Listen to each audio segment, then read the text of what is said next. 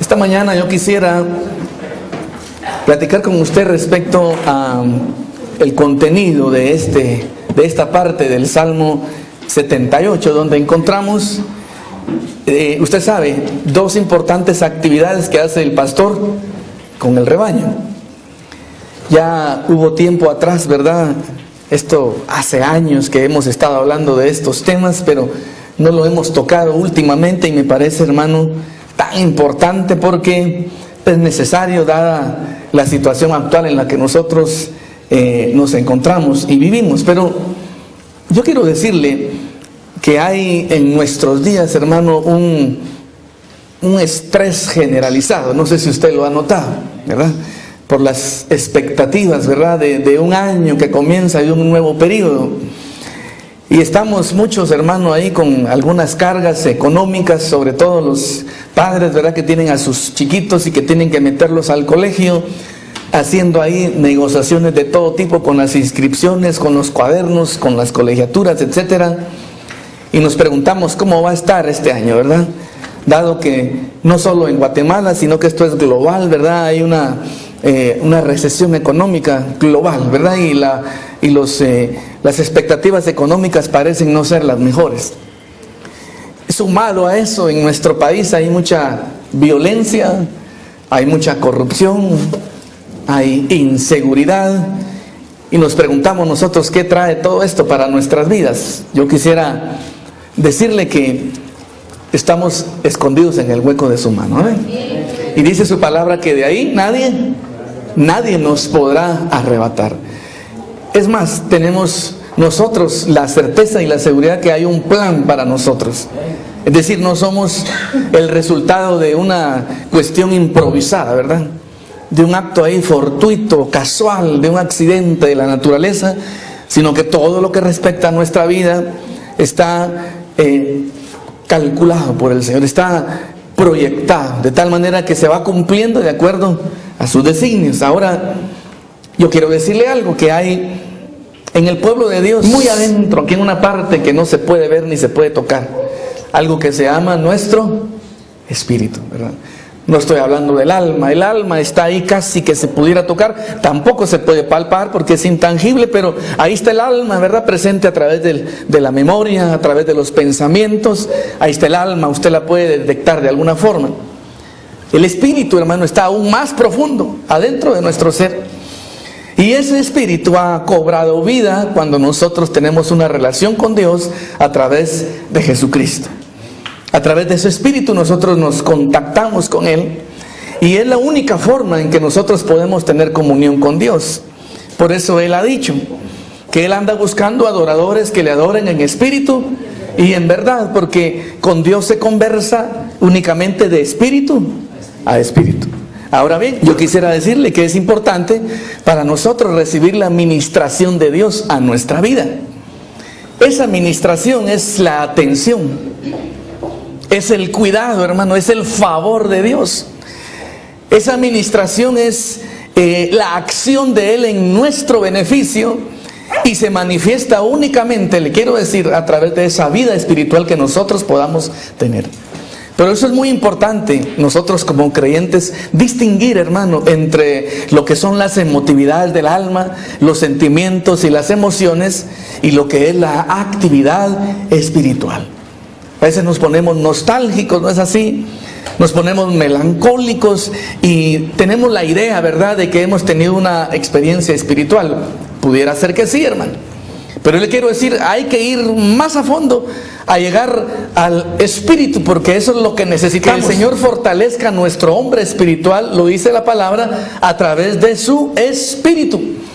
Y por eso es que nosotros sabemos que la palabra de Dios tiene en cuanto a eso, hermano, la respuesta.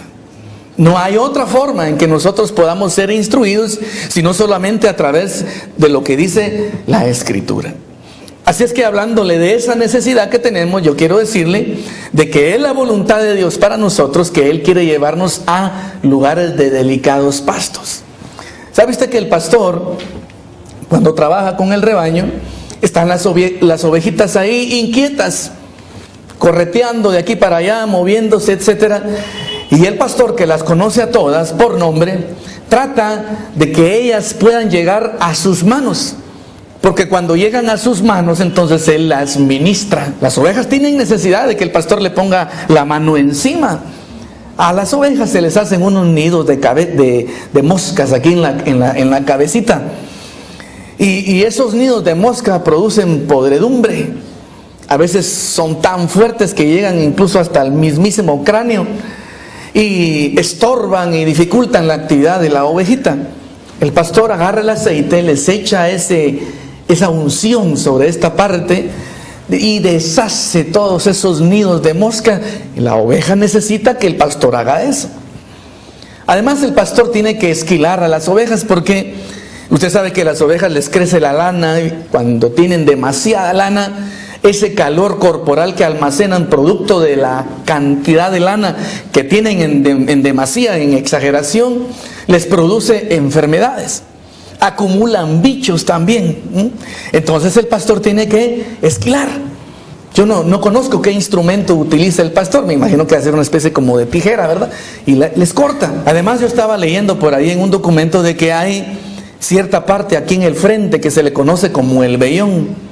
Y las ovejas no pueden hacer así como nosotros hacemos, ¿verdad? Nos hacemos así el copete para un lado. Y el pastor tiene que llegar y de alguna forma cortar ahí. Porque a las ovejas les crece tanto que se les tapa la vista, se les atrofia la visión y quedan ciegas, para que usted lo sepa. Así que la oveja no puede decir como otros animales del reino animal, ¿verdad? Decir, bueno, yo soy autónomo y soy independiente.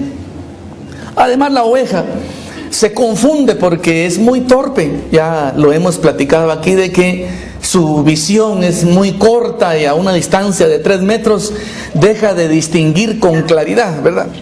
Allá de aquí para la pared la oveja no sabe si eso que está ahí es un árbol o si es un lobo o si es el pastor. Su vista es muy corta. Además, no es audaz, no es intrépida, no es veloz, no es rápida, es lenta. La oveja es vulnerable, sumamente vulnerable, depende de las acciones del pastor. A veces las ovejas tienen actitudes fuera de su naturaleza porque de alguna forma padecen algún tipo de enfermedad, ¿verdad? Casi siempre estas enfermedades vienen, ¿sabe usted?, por la falta de alimento. Dejan de consumir lo que deben en los porcentajes debidos, ¿verdad? A veces, déjeme hablar como que supiera, ¿verdad? Mucho manganeso, mucho calcio y poco potasio. No sé ni lo que estoy diciendo, ¿verdad? Pero produce un desbalance en ellas, ¿verdad? Porque no están consumiendo la dieta apropiada, ¿ya? Así que la oveja, eso sí les pasa, cuando no tienen pastor, ¿sabe qué pasa? Empiezan a comer lo que aparece por ahí. Necesitan del pastor porque el pastor sí sabe de los pastos en la medida en que le van a dar a ella beneficio.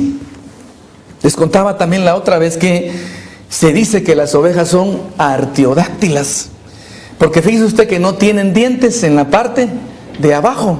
Ay, ¿no sabía usted eso? Yo ya le he dicho aquí a la congregación, la mayoría ya lo sabe, pero si usted le mira la mandíbula a una oveja, no es como la mandíbula de una vaca, ¿verdad? Abre y tiene 2 hileras de dientes.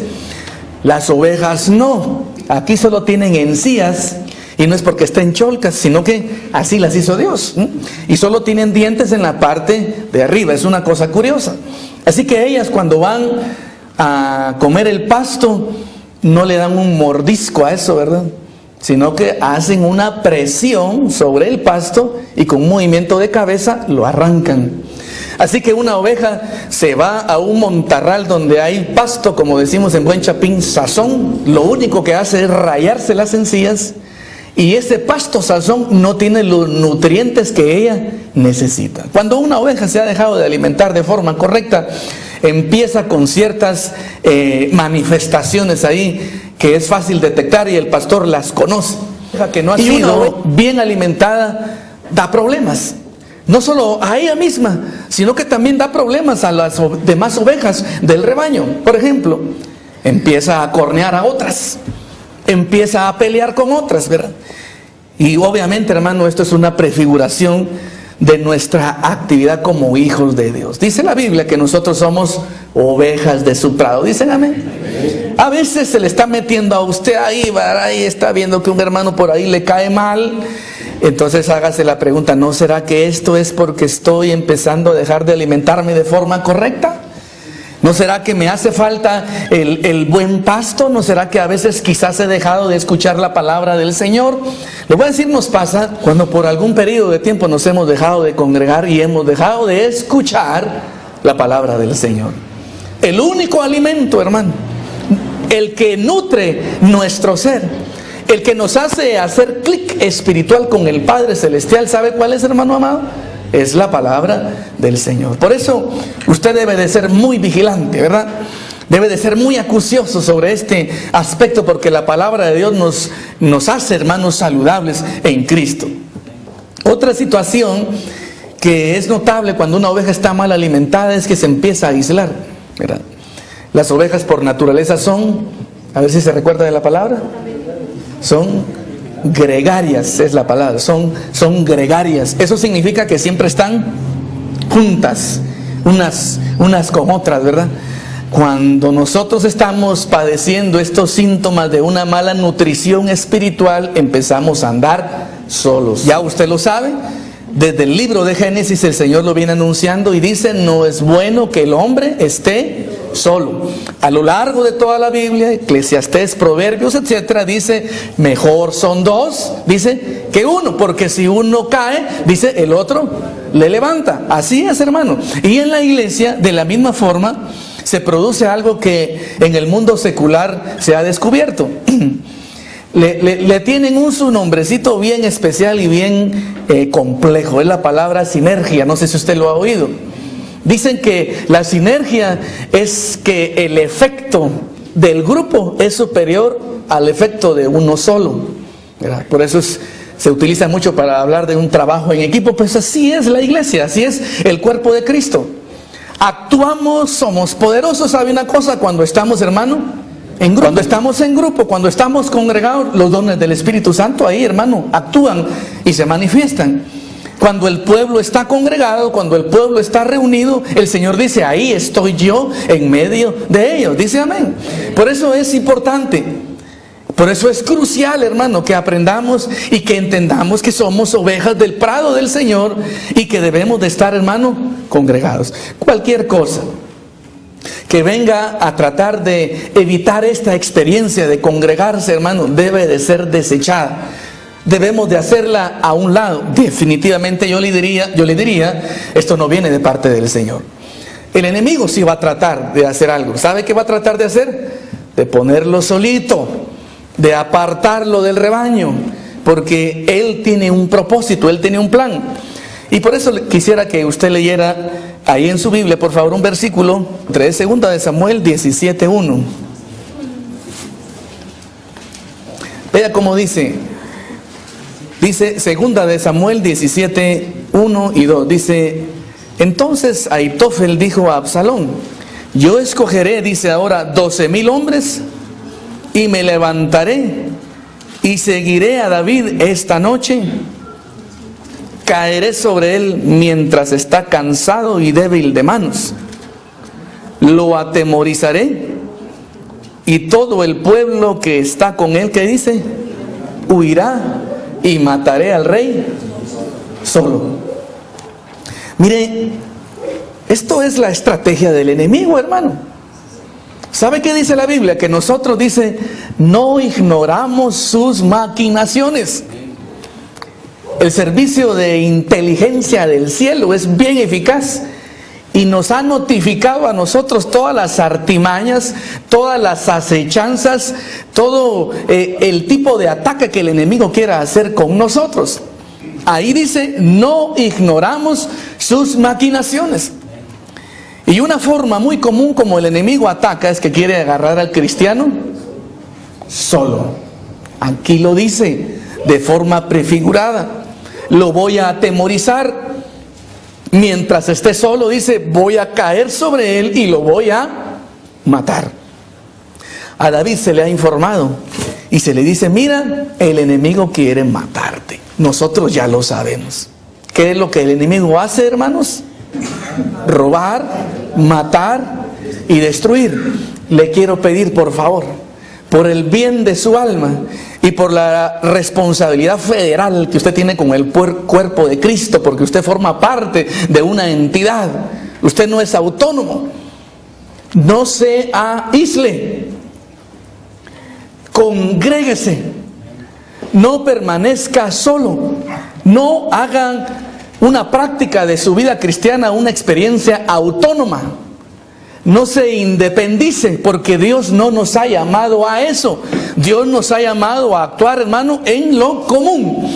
Por eso hay otro pasaje muy lindo que quisiera ver, que está aquí en Efesios, en el capítulo número 3. Este sí no se me va a esconder.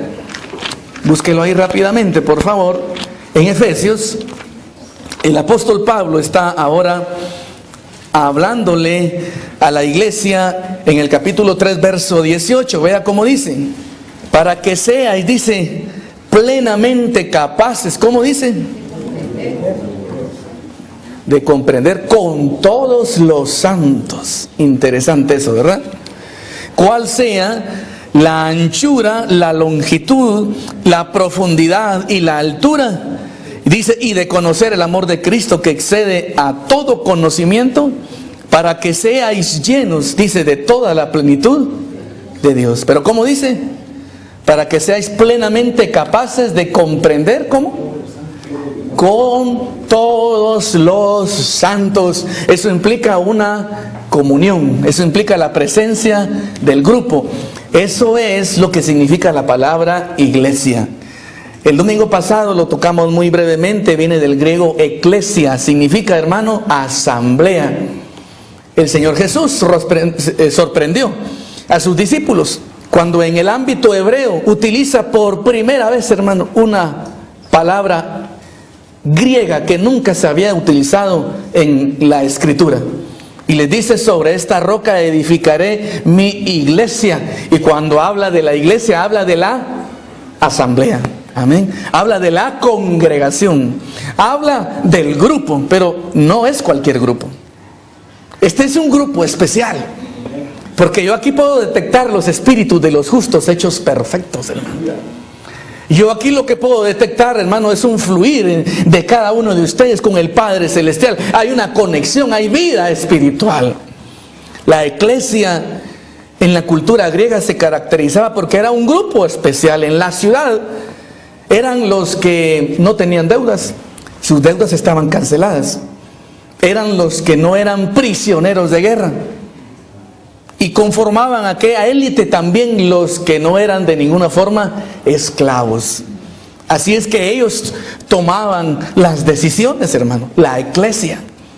La iglesia igualmente, hermano, es una asamblea del pueblo del Señor. Que hemos experimentado la benignidad del Señor. Ahora, actúe dentro de la iglesia, hermano, y trate de evitar cualquier cosa que le lleve a aislarse.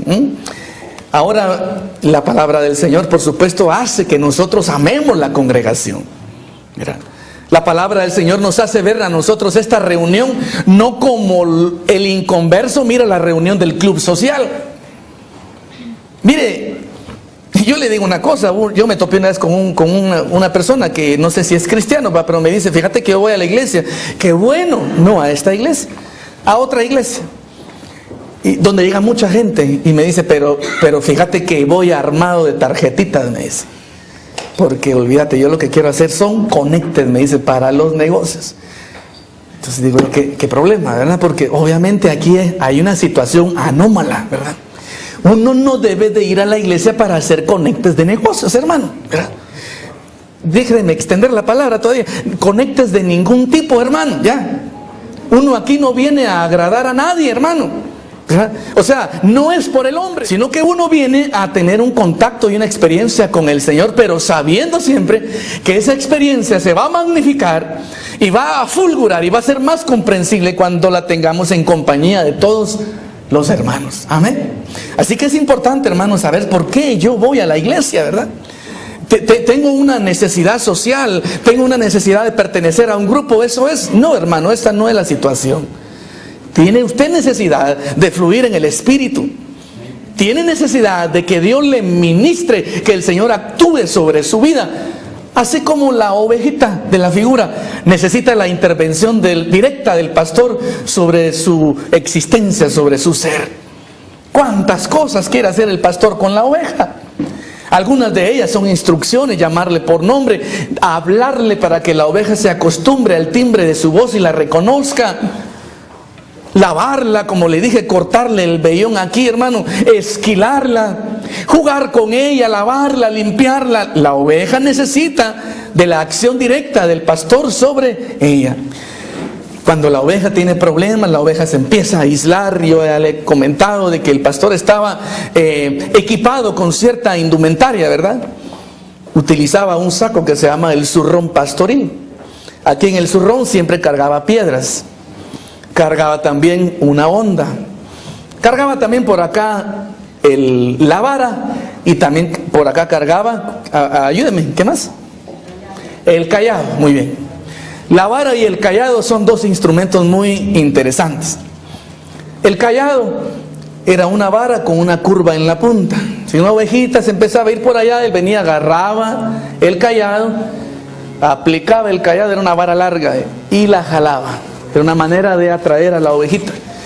Era quizás incómodo para la oveja, que es un pedazo de palo que le ponen en el cuello y la jala, ¿verdad? Y a veces la jalaba duro. Bueno, pero la ovejita empezaba con problemas porque no había comido. Como le digo, quizás la dieta no era balanceada, ¿verdad? Tenía demasiado magnesio el pasto ese, ¿verdad? Quizás le hacía falta calcio y potasio y empezaba ella con locuras, y sus locuritas son empezarse a aislar. Así que por allá iba la oveja. ¿Sabe qué hacía el pastor? Agarraba una piedra y mira, hermano, qué pulso el que tenían esos pastores. Dice que ellos agarraban la honda y que si le apuntaban a un cabello, usted lo sabe, ¿verdad? Dice, no erraban, hermano. Así que campeones de tiro y de puntería, esos pastores, hermano, mire, se podrían ganar cualquier trofeo. Agarraba la piedra y la tiraba, pero no para darle a la oveja, la tiraba cerca de la oveja. Y la pedrada por ahí, hermano, asustaba a la oveja y era un llamado para que regresara. A veces son esos pequeños terremotitos que vienen a nuestras vidas, ¿verdad? Y es el mismo Señor, hermano, que lo permite para llamarnos la atención, para decirnos, tienes que volver. Qué bonito el himno que cantamos hoy, ¿verdad? No lo habíamos cantado antes, algo ahí que habla de volver al primer amor. Precioso canto espiritual. Hermano, necesitamos entender que a veces el Señor permite ciertas cosas a nuestra vida y nos está a través de eso recordando que tenemos que volver, hermano, a la comunión. ¿Amén?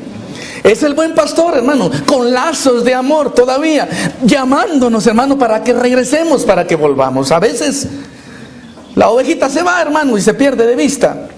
Cualquiera dirá, se ha perdido. El pastor, el buen pastor, deja las 99 y va por la ovejita perdida. Allá la va a encontrar, hermano, presa del pánico, del temor, hambrienta, sucia. Pero la oveja, como no se ha alimentado, hermano, empieza a ver al pastor y cree que es el lobo, se confunde, huye. El Señor no la deja, hermano. ¿Sabe que a veces el Señor tiene que quebrarle las piernitas?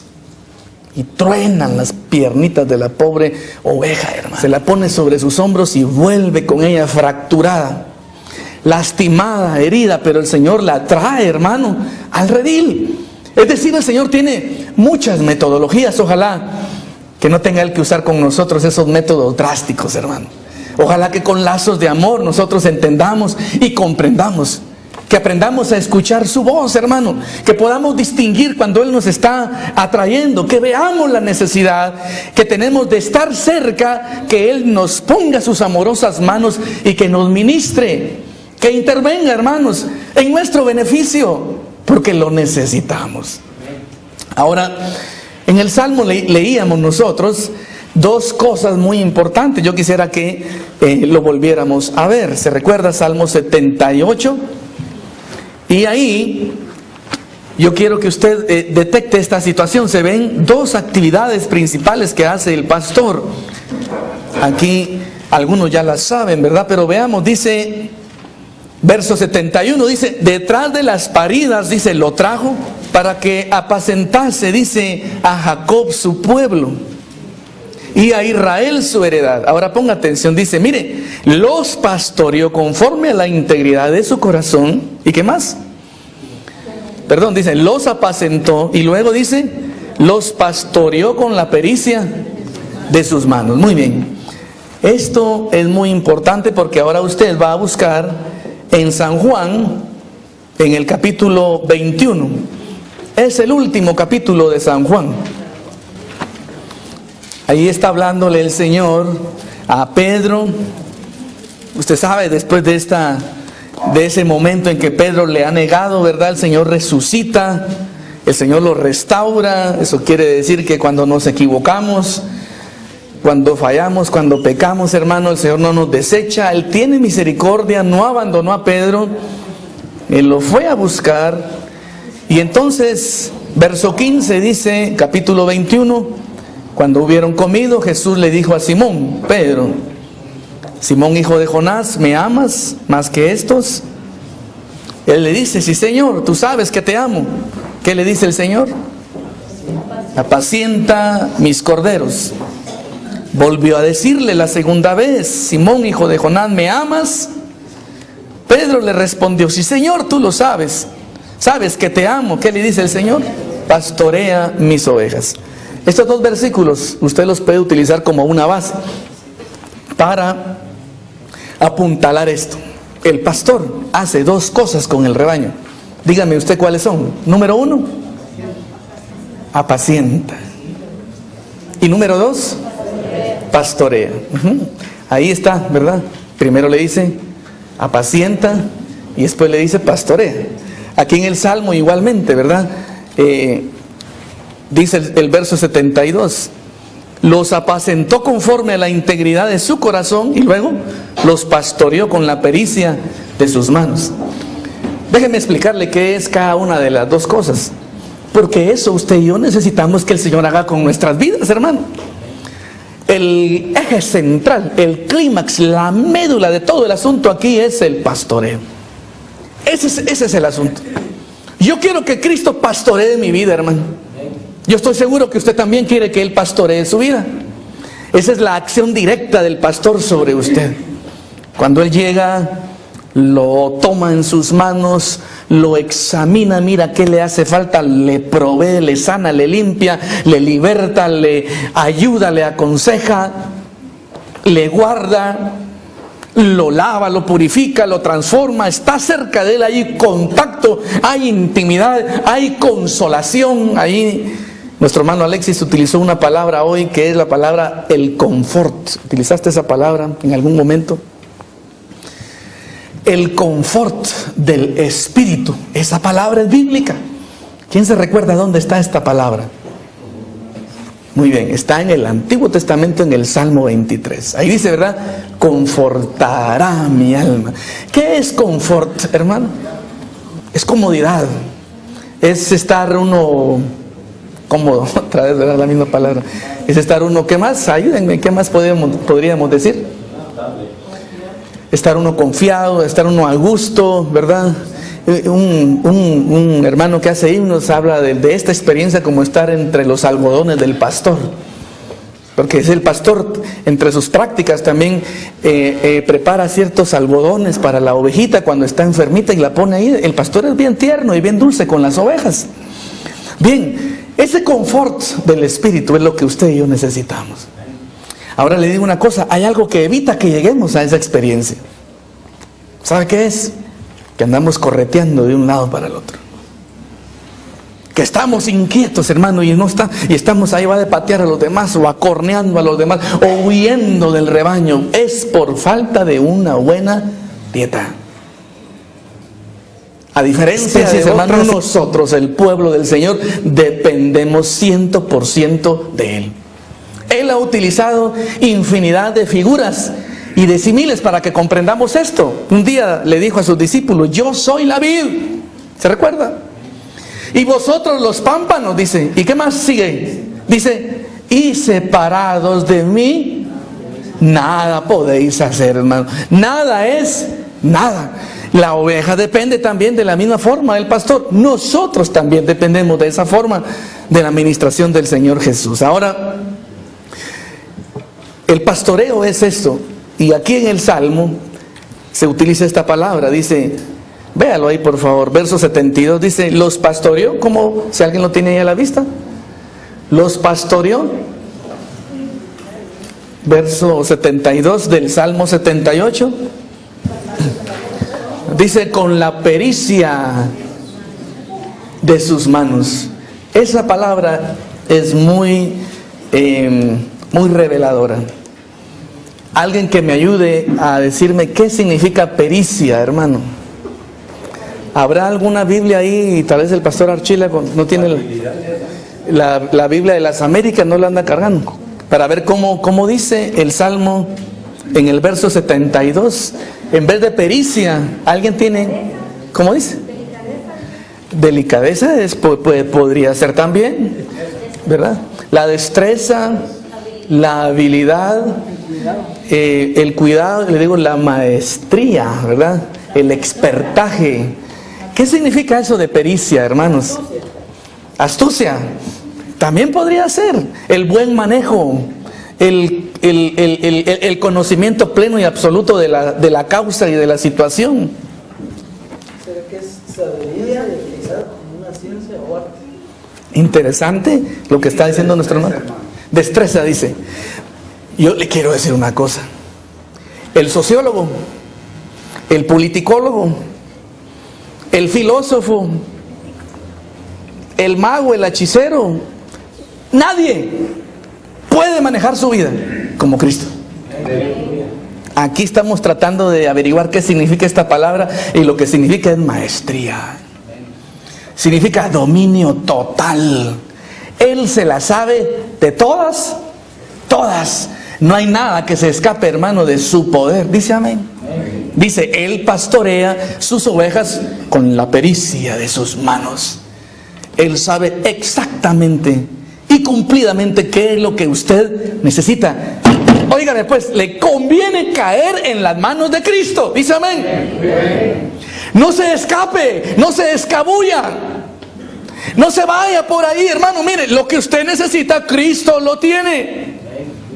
Caiga en las manos del buen pastor y usted ahí, hermano, va a estar seguro. ¿Sabe qué dice él? De mi mano, ahí nadie los arrebata. ¿Quién se va a meter con usted si está usted con Dios, hermano? ¿Cómo es que dice aquel pasaje? Si Dios con nosotros, hermano, ¿quién contra nosotros? Así es que óigame una cosa, nos conviene experimentar ese pastoreo. Eso de estar en las manos del Señor. ¡Oh, qué cosa, hermano! Lleguemos ahí, evitemos cualquier situación que nos aleje de esa experiencia. Pero aquí habla de que el pastor, antes de pastorear, dice que apacienta. Ya lo ve usted, pues, ¿verdad? El orden es el siguiente: apacienta mis ovejas, le dice a Pedro. Apacienta mis corderos. Y luego le dice, pastorea mis ovejas. Primero es una cosa y después la otra. ¿Qué es primero? Apacentar. Apacentar es una voz hebrea que significa dar pastos, significa alimentar. Eso es lo que significa la palabra apacentar. Así que el pastor sabe de que para poder tener a las ovejas en sus manos, las tiene que alimentar antes. Si no las alimenta, las ovejas están inquietas, hermano, y andan corriendo por todos lados. Yo tuve en mis manos un libro, ahí lo tengo, si alguien lo quiere se los puedo prestar por turno, ¿verdad? Porque solo es uno el que tengo. De un pastor que ahora está en el ministerio, es pastor, ¿verdad? De una congregación, pero antes de eso, el Señor le permitió ser pastor de ovejas naturales, hermano, por muchísimos años. Y el hermano, yo leí el libro, yo me gozaba leyéndolo porque él explicaba ahí y decía que él entendía muy bien esta parte del Salmo, porque en su experiencia personal con las ovejas, él tenía problemas con las ovejas para que se le acercaran, y eran las ovejas que no habían comido bien. Una ovejita no comía, decía, principal característica, se quedaba ahí parada. ahí parada. Y dejaba de comer y terminaba parada, pero más para allá, lejos, cada vez alejándose más. Y otro síntoma que les agarraba es que empezaban a patear a las demás. Se le paraba una ovejita toda cariñosa y ¡pum!, le metían a su pata. Y si no, así empezaban a cornear a las otras. Mira, hermano, divisiones, pleitos, disensiones y celos entre nosotros, esas cosas no deben de existir. ¿Usted lo sabía? Dice amén a eso. Mire, si por ahí le están picando el germen ese de la enemistad, ¿verdad?, que se le mete a uno a veces. Así que me cae mal aquel hermano que está allá, aquel que tiene la corbata. Ese hermano me mira mal, ese hermano me cae mal, es que es de la sangre eso. ¿Qué sangre? Ni qué nada. Lo que pasa es que ha dejado de alimentarse usted correctamente, ¿ya? A usted no le puede caer nadie del pueblo del Señor, hermano. ¿Sabe a qué estamos llamados? Dice la Biblia, a pastorearnos unos a otros. Y ese pastorearnos es soportarnos con paciencia, sobrellevando las cargas, dice, los unos de los otros, hermano. Eso lo hacemos cuando obviamente estamos, hermano, bien nutridos espiritualmente, ¿no? Yo le he dicho que exija a usted, hermano, alegue, haga revolución, ¿verdad?, cuando en la iglesia el púlpito no se use para predicar la palabra de Dios. ¿Sabe qué estamos haciendo acá, hermano? Estamos repartiendo pan, mire, tirando pan. Porque pan es lo que usted necesita. ¿Sabe para qué? Para poderse acercar a Cristo y caer en las manos de Él. Beneficios de todo tipo. ¿Cómo lo dice la oveja en el Salmo 23? Dice, confortará mi alma. Dice, ¿qué más dice? Me guiará por sendas de justicia. Tu vara y tu callado, dice, me infundirán aliento. ¿Qué más dice, hermano? Aderezas mesa delante de mí en presencia de mis angustiadores. ¿Qué más dice? Unges mi cabeza con aceite. Dice, mi copa está rebosando. Y buenas ideas le vienen a la oveja. Dice, y en la casa de Jehová moraré por largos días. El panorama se pinta tan distinto de como lo vemos cuando estamos alejados del Señor. Allá afuera, ya le dije yo, es una aflicción continua, hermano. Allá afuera es el estrés vivo lo que la gente está experimentando. El pueblo de Dios, como le dije, y lo vimos la semana pasada en este proverbio, creo que es 28, ¿verdad? Dice, el pueblo de Dios, el justo, está confiado como el león. Bien, ahora yo le voy a pedir que por favor usted busque ahí un pasaje que se encuentra en Ezequiel. A ver, busquémoslo por ahí. Ezequiel en el capítulo 34.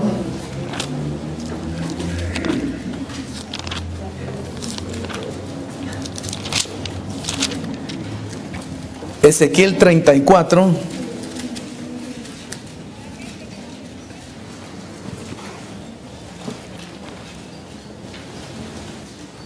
En el verso 13. Dice así.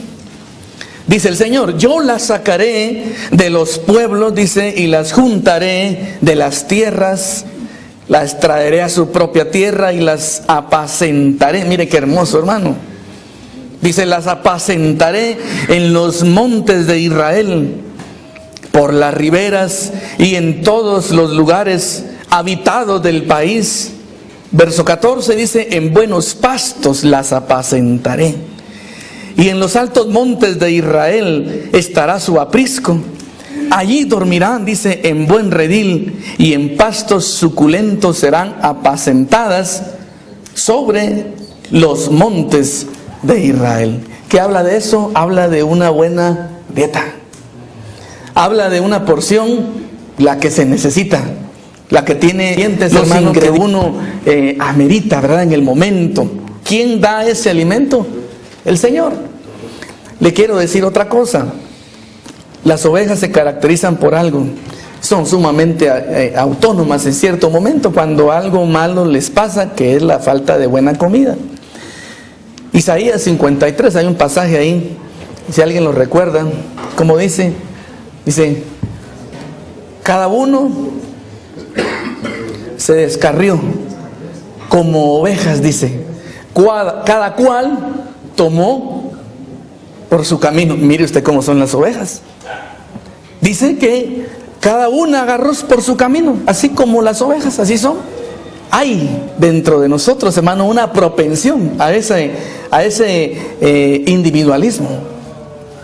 Nos gusta, nos estalla, nos estorba, hermano, de que alguien venga a nosotros a darnos instrucciones.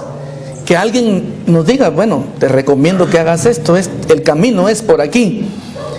Y ahí es donde el Señor prueba a su pueblo. ¿Cuántos son ovejas del Señor aquí? Mire, le voy a decir algo que dice el Señor para el pueblo de Dios. Eso está en Efesios, en el capítulo 4. Dice, Él mismo constituyó, dice, apóstoles, profetas, pastores, evangelistas, maestros. ¿Sabe para qué propósito? Dice, para que ya no seáis niños fluctuantes que son llevados, dice, por cualquier viento de doctrina. Dejó estas funciones ministeriales, dice, para llevarnos a la medida de la plenitud de Cristo, dice, a la estatura del varón perfecto. Qué importante, hermano. Entonces, en la iglesia tiene que haber ministerios funcionando.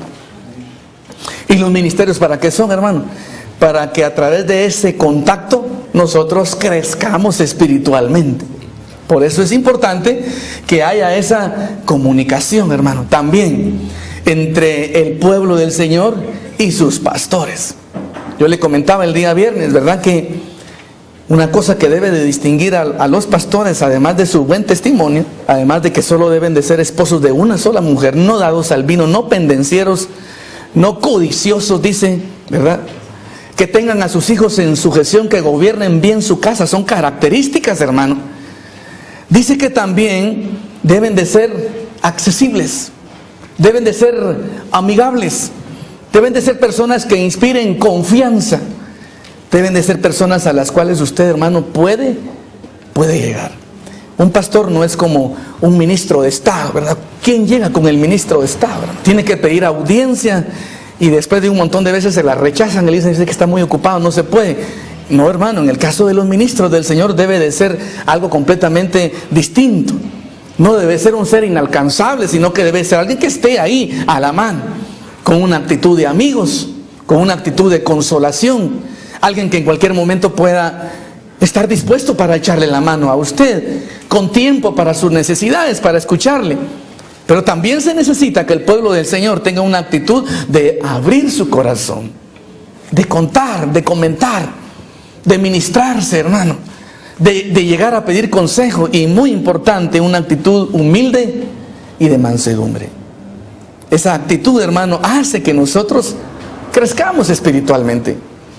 Esa actitud hace que nosotros caigamos en las manos del Señor, hermano, y Él ministre nuestras vidas. ¿Cuántos quieren que el Señor les ministre? Yo estoy seguro de eso, hermano. Pero eso, vuelvo al punto. El eje central de todo aquí es caer en las manos del Señor, que Él nos pastoree. Pero hay algo que prepara para que eso suceda, para que el Señor llegue a darte el consejo, darte la guianza, darte la libertad, para proveerte, para sanarte, el alimento espiritual. Crucial, importante. Hay alguien que va a tratar de que usted no lo tenga, es el enemigo. Por eso yo le digo, ¿verdad?, que no estoy de acuerdo con esos programas de plan fin de semana, de ocupar el día del Señor para una clase magistral. No estoy de acuerdo con eso. No estoy de acuerdo con eso, porque el día del Señor es para dedicarlo no solo al Señor, sino a la familia, y muy importante para tener comunión con Él junto con la iglesia, con la iglesia. Ajá. Esta idea, ¿de dónde viene? Esta idea viene de los primeros cristianos, que cuando el Señor resucitó entre los muertos, ellos, hermano, ellos fueron, establecieron el día domingo y lo llamaron el día del Señor, y ese primer día de la semana ellos se reunían, ¿sabe usted?, para adorar a Dios. Nosotros no podemos cambiar eso, hermano. Eso lo estableció Pedro, eso lo estableció Juan, eso lo continuó practicando Timoteo, hermano, lo siguió haciendo Pablo. En la época de la patrística, eso ya después del primer siglo, los padres de la iglesia continuaron con esa práctica, hermano. El mismo mundo secular le llama domingo al domingo porque viene de Dominicus, que es día del Señor.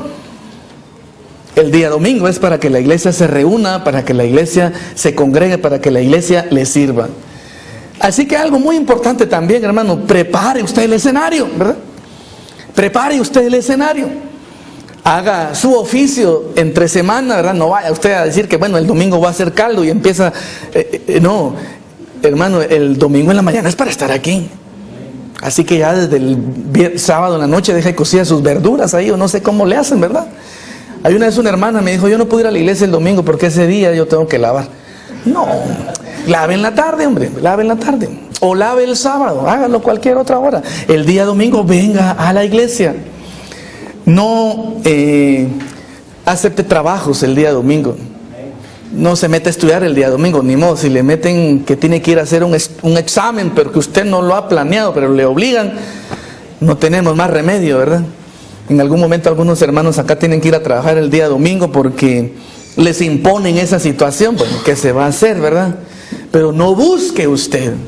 Estaría usted rechazando y evitando tener dos cosas importantes. Número uno, el contacto con la enseñanza, con la predicación de la palabra, que le predispone y le prepara para que Cristo le ministre. Y número dos, evita la comunión con el pueblo del Señor. A lo menos en este lugar. Y he investigado, hermano, y créanme que es así en todos los lugares, por lo menos en nuestro país. Entre semanas se hacen reuniones de muy poca asistencia. La iglesia generalmente se reúne el día domingo. El día domingo tenemos aquí a todo el grupo. Quisiera finalizar estos pensamientos con la lectura de un verso que usted le voy a pedir que por favor me acompañe ahí. Está en el Evangelio de Juan, en el capítulo número 10, por favor. Juan, capítulo número 10.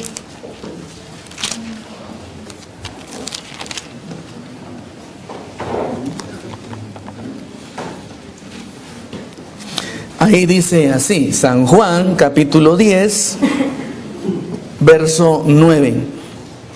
Dice, yo soy la puerta, ya lo tiene, ¿verdad? Yo soy la puerta, dice, el que por mí entrare será salvo. ¿Y qué dice? Entrará y saldrá. ¿Y qué más? Hallará pastos. Qué hermoso. ¿Sabe cuál es el moderno redil de las ovejas? Es la iglesia, el lugar físico.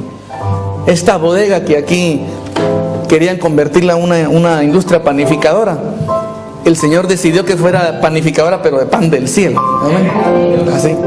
Aquí, hermano, esto se vuelve el redil de las ovejas. Y dice la palabra, entrará y saldrá y hallará pastos. Cuando leemos esto, ¿qué viene a nuestra mente? Una oveja que va a la iglesia y en la iglesia es ministrada. En la iglesia es preparada. Oye, cosas bien importantes. Este es el redil, hermano. Yo le diría un sinónimo, esto es como una industria espiritual. La materia prima somos nosotros. Entramos, quién sabe cómo, hermano, con muchas necesidades a flor de piel, ¿verdad? Con peticiones, con dilemas, con preguntas sin responder. Pero aquí el Señor obra, óigame, porque hay ministerios. Allá está el pastor, aquí también está otro pastor. Le pedimos al Señor que se añadan más pastores a esta obra, porque la obra va a crecer, hermano, mucho. Pero aquí hay ministración del Espíritu sobre las almas necesitadas, y el medio que se utiliza es la aplicación, hermano, de la palabra de Dios. El punto es no solo entrar, sino también salir. Y salir cambiado, salir diferente, salir con otra expectativa, hermano, salir con un toque de Dios en nuestro corazón.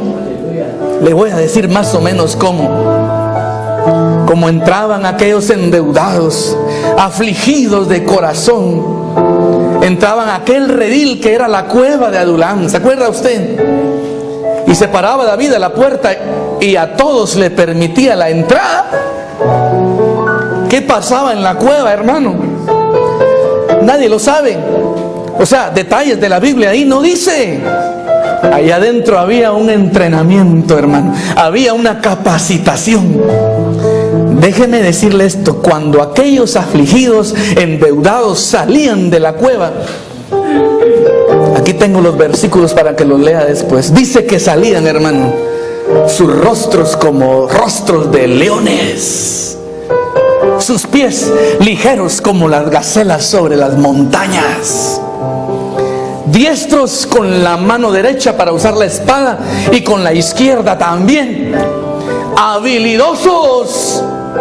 Entraron, hermano, necesitados y salieron paladines. Ya no eran los endeudados, ya no eran los afligidos, ya no eran los amargados de corazón que entraban a la cueva de Adulam, que era un redil. Ahora eran, ¿quién se recuerda?